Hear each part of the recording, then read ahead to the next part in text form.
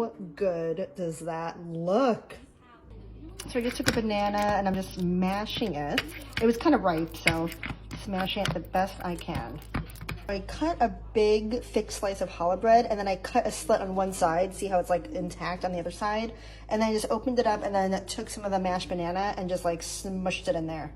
For the custard, I have 2 eggs, some milk, brown sugar, vanilla, a little nutmeg, a little cinnamon, and did I say vanilla? If not, vanilla. And then I'll just whisk it all up, and then we'll put some of that in there and make French toast.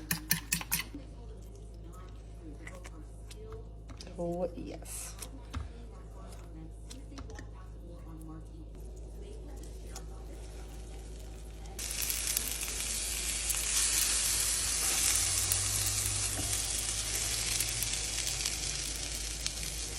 Oh yeah, that looks good.